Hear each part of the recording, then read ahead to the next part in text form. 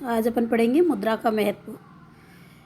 मुद्रा एक तरह से अपने आप में कोई बुरी चीज़ नहीं है, लेकिन मुद्रा का प्रयोग जो करने वाले होते हैं ना, वो उसको किस ढंग से करते हैं।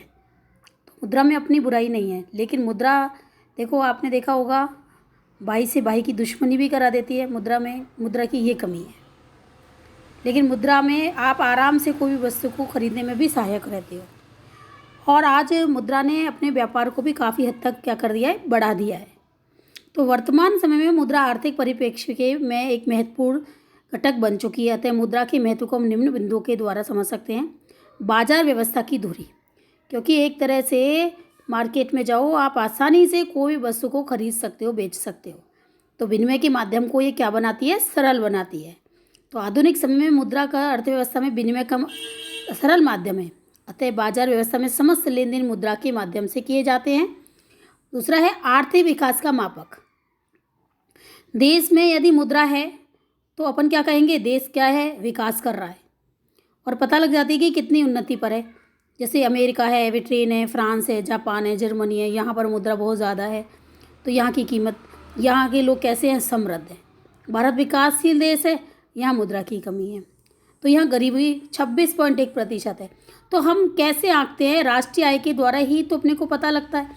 और राष्ट्रीय आय में क्या किसको जोड़ा जाता है, मुद्रा को ही, लोगों की आय को ही जोड़ा जाता है। और आय किस में मिलती है, मुद्रा के द्वारा मिलती है। तो आर्थिक विकास का माप करने में भी क्या कौन सहायक है, मुद्रा। तो मुद्रा देश की आर्थिक उन्नति एवं विकास का मापक है। लोकहितकारी सरकारें सार्वजनिक व्यय में वृद्धि करके विकास का मार्ग प्रशस्त करती हैं। अर्थव्यवस्था की बचतों की निवेश परिवर्तन।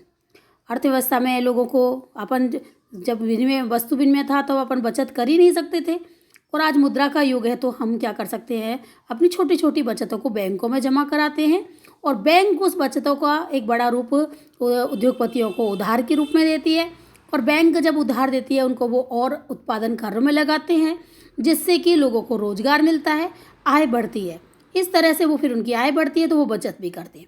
तो अर्थव्यवस्था में लोगों के द्वारा की जाने वाली बचतें मुद्रा के रूप में संग्रह करके बैंकों में जमा की जाती हैं, जो भविष्य में निवेश का आधार बनती हैं। श्रम विभाजन एवं विशिष्टीकरण। श्रम विभाजन का मतलब होता है किसी भी कार्य को बांटना, कार्य को बांटकर करना। और विशिष्टीकरण का मतलब होता है दक्ष व्यक्तियों को उस कार्य को सौंपना। तो मुद्रा के माध्यम से देश में श्रम विभाजन एवं विशिष्टीकरण करके उत्पादन का उच्चतम स्तर प्राप्त किया जाता है, जो मुद्रा से संभव है। क्योंकि हम जो है विशिष्ट दक्ष व्यक्तियों की आय कैसी होती है, अधिक होती है, क्योंकि वो उस चीज में क्या होता है, श्रेष्ठ होता है। किसी भी कार्य को हमें पता है कि कितने लोगों में इसको बांटना है और कार्य करवा सकते हैं हम। तो ये सब कौन सहायता बनाती है, मुद्रा। आर्थिक जीवन में स्वतंत्रता। मुद्रा के प्रयोग से उपभोक्ता एवं उत्पादक दोनों ही बाजार में विवेकानुसार निर्णय लेने में भी स्वतंत्र होते हैं। कोई वस्तु को हम क्रय कर सकते हैं, बेच सकते हैं। सामाजिक प्रतिष्ठा का आधार आज आपने देखा होगा, जिसके पास मुद्रा है वो ही सबसे ऊंचा व्यक्ति है।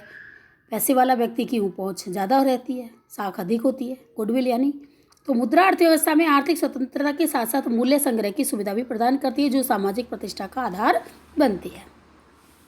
उपरोक्त उदाहरणों से बिंदुओं से स्पष्ट है कि मुद्रा का आर्थिक क्षेत्र में अत्यधिक महत्व है, किंतु फिर भी अर्थशास्त्री द्वारा प्रचलन को नियंत्रण रखने में सलाह देते हैं, क्योंकि अनियंत्रित होने पर यानी मुद्रा की मात्रा ज़्यादा बढ़ जाती है तो कौन सी स्फीति हो जाती है, मुद्रास्फीति हो जाती है। मुद्रास्फीति में मुद्रा की मात्रा में वृद्धि होती है और मुद्रा की वैल्यू क्या हो जाती है, गिर जाती है, जिससे अर्थव्यवस्था को गंभीर परिणाम भुगतने पड़ते हैं। इसलिए किसी विद्वान ने ठीक ही कहा है कि मुद्रा एक अच्छी सेविका है, किंतु बुरी स्वामिनी है। यदि हम इसका प्रयोग करते हैं, बहुत ज़्यादा है मुद्रा हो जाती है, तो उसमें गलत लत लगने की भी आशा रहती है।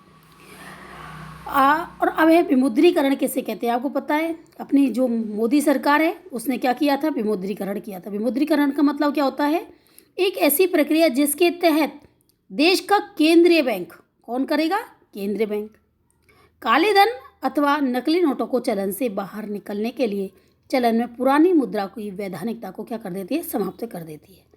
और उसके स्थान पर क्या चालू करती है, नई मुद्रा। इस प्रकार अवैध तरीके से अर्जित काला धन एवं नकली करेंसी स्वतः ही क्या हो जाती है, नष्ट हो जाती है। मोदी सरकार ने किया था आपका, और इसमें क्या किया गया था, 500 और 1000 के नोटों को बंद कर दिया गया था और उसके स्थान पर नई मुद्रा निर्मित की गई थी। 500 और 1000 रुपये के, 500 रुपये का नोट और 2000 रुपये का नोट। ये जो घोषणा की गई थी 8 नवंबर को की गई थी। जो दूसरे दिन 9 नवंबर से ये लागू हुई थी। ठीक है ना, ये है आपका विमुद्रीकरण। 2 नंबर का क्वेश्चन है, विमुद्रीकरण किसे कहते हैं। ये एक ऐसी प्रक्रिया जिसमें कि सरकार जब काले धन और नकली नोटों को चलन से बाहर करना चाहती है तो सरकार इस नोटों को क्या कर देती है, चलन से बाहर कर देती है और उसके स्थान पर नई मुद्रा का निर्गमन कर देती है। ठीक है ना। अब आपसे मैंने आपको बताया ही था कि उसके क्या कहते हैं वो करने वाले मुद्रा की पूर्ति के घटक जो मैंने बताए थे M1, M2, M3, M4। अब मैं आपको बता रही हूँ क्या है, मुद्रा की पूर्तिकर्ता कौन होते हैं। मुद्रा जो है कौन कौन छाप सकता है, यानी छापेगा तो रिजर्व बैंक की, लेकिन मुद्रा की पूर्ति किस किस के द्वारा होती है देश में। एक तो रिजर्व बैंक ऑफ इंडिया के द्वारा, भारत सरकार 1 रुपये का नोट का निर्गमन करती है, व्यावसायिक बैंक साख का निर्माण करती हैं। व्यावसायिक बैंक साख का निर्माण क्षमता के द्वारा कैसे, व्यावसायिक बैंक जमा पर कम ब्याज और ऋण पर अधिक ब्याज वसूल करती है, जिससे साख का क्या होता है, निर्माण होता है। और जनता की बैंकिंग आदत, ये 4 जो चीज़ें हैं वो क्या है, मुद्रा के पूर्तिकर्ता होते हैं। ठीक है ना। अब मैं आपको एक चीज़ और बताना चाहूँगी, ये भारतीय जो मैंने कल बताया था आपको उसके बारे में मैं बता रही हूँ। मुद्रा की वैकल्पिक माप कहो, घटक कहो। M1 को आप कैसे लिखोगे, C + DD + OD। C का मतलब लोगों के पास रखी गई करेंसी, नोट में सिक्के। DD का मतलब मांग जमाएं।